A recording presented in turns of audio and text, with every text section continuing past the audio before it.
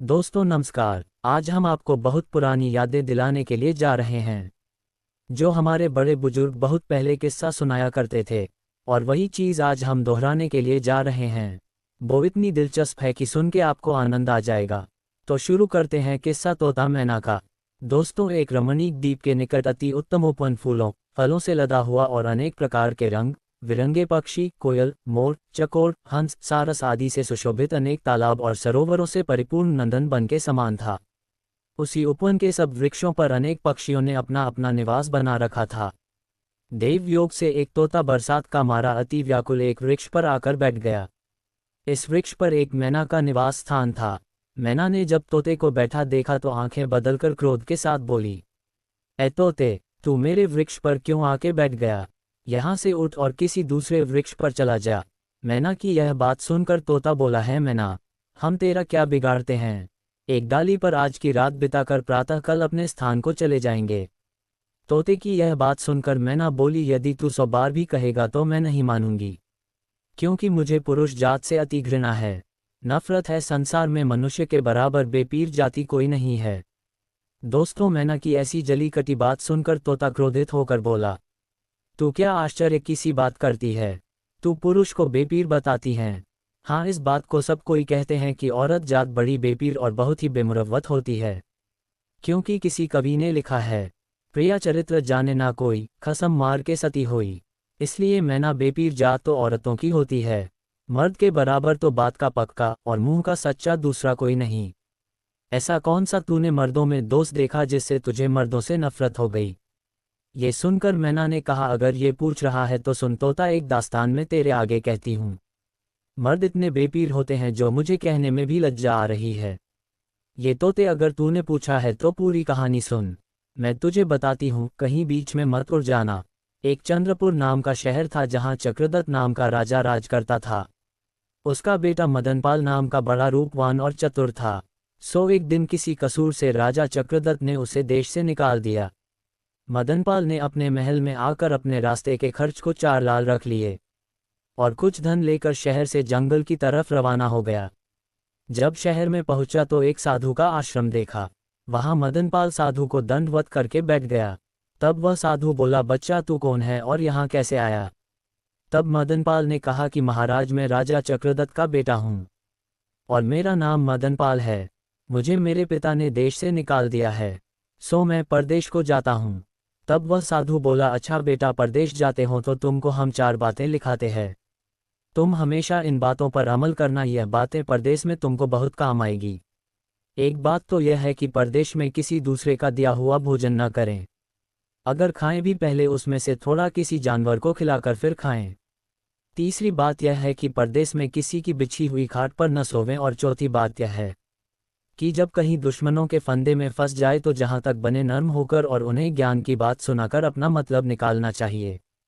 ये 4 बातें साधु की सुनकर मदनपाल आगे को चला और एक जंगल में पहुंचा तो वहां पर क्या देखता है कि एक चील किसी कछुए के बच्चे को लेकर उड़ी चली जाती है। सो देव योग से वह बच्चा चील के पंजे से निकलकर गिर पड़ा और तड़पने लगा।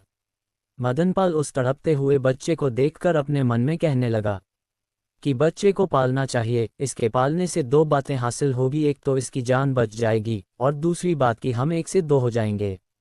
दोस्तों, ये बात विचार कर उस बच्चे को लेकर आगे बढ़ा और चलते चलते एक झील के किनारे पहुंचा तो मदनपाल ने कछुए के बच्चे को उसी में छोड़ दिया। दोस्तों, मदनपाल वहां से और आगे चलते चलते एक बहुत भयंकर जंगल में पहुंचा। तब तक रात हो गई तो मदनपाल एक वृक्ष के नीचे आसन लगाकर सो गया।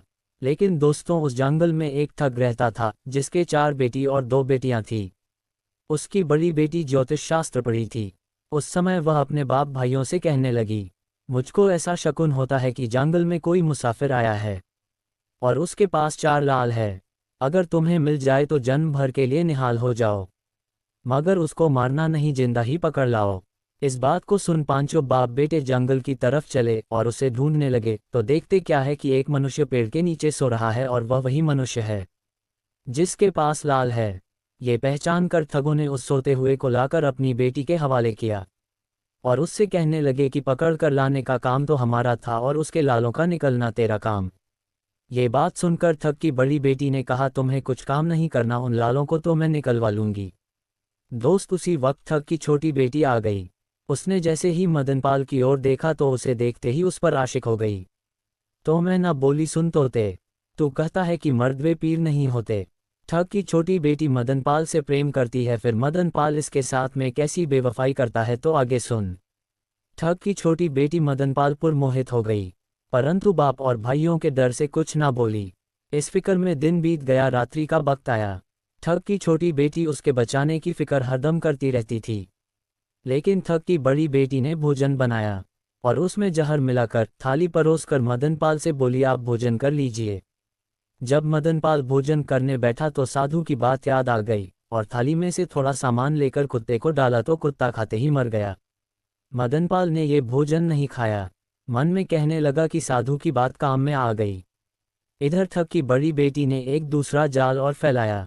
कच्चे सूत का पलंग एक ऐसे कुएं पर बिछवाया कि जिसमें आग भरी थी, और उस पर गद्दा तकिया लगाकर मदनपाल से कहा कि आओ पलंग पर सो जाओ। तब राजा का बेटा उस पलंग के पास गया और उस पर बैठना ही जाता था कि उसी वक्त साधु की तीसरी बात याद आ गई। तब मदनपाल उस पलंग को झाड़ा तो पलंग का सूत टूट गया और उसके नीचे आग का कुआं नजर आया। तब राजा का बेटा मन में कहने लगा कि साधु की यह बात भी काम में आए, और उसी जगह पर एक टूटी खाट पड़ी थी, उस पर जाकर पड़ा रहा और मन में सोचने लगा कि अब रात को प्राण बचाना कठिन है। इतने में उसकी ठग की छोटी बेटी मौका पाकर मदनपाल के पास आ गई और बोली, है प्राण प्यारे, मैं दिलो जान से तुझ पर मरती हूँ, परंतु आज की रात मेरी बड़ी बहन की बारी है, सो मैं आपकी ताबदार हूँ, तुमको साफ बचा दूंगी। ये कहकर वो तो चली गई और उसकी बड़ी बहन हाथ में तलवार लेकर राजा के बेटे के पास आए। तब मदनपाल ने मन में सोचा, आज की रात इस कमबख्त से प्राण बचाना कठिन है, परंतु देखते हैं कि उस बाबा जी की चौथी बात का समय आज है, तो वह बात भी अपना काम करती है या नहीं। इतने में ठग की बड़ी बेटी वहां आई और लाल आंखें कर मदनपाल की छाती पर चढ़ गई और बड़े जोर से बोली, ऐ मुसाफिर, या तो अपने चारों लाल तू मुझे दे दे, नहीं तो मैं तुझको छुरियों से गोद दूंगी। तब मदनपाल बोला, हे ठग की बेटी, मेरे पास लाल नहीं है, और जो तू मुझको मारेगी तो मारकर ऐसे पछताएगी जैसे बंजारा अपने पालतू कुत्ते को मारकर पछताया था। मदनपाल की बात सुनकर ठग की बेटी ने कहा कि बंजारा कुत्ते को मारकर क्यों पछताया था, उसका किस्सा आदि से अंत तक मुझे सुना। तो मदनपाल ने मन में सोचा कि कुछ देर को तो जान बची, आज ईश्वर मालिक है। ये सोचकर मदनपाल बंजारे की दास्तान सुनने लगा। तो मैं ना बोली, तोते, तू ये कहता है कि मर्द बेपीर नहीं है, तो अब आगे की कहानी सुन। तो दोस्तों, आगे देखते हैं इस कहानी में कि मदनपाल की जान बचेगी या नहीं बचेगी, और जो ठग की छोटी बेटी मदनपाल से प्यार करती है उसका परिणाम क्या होगा।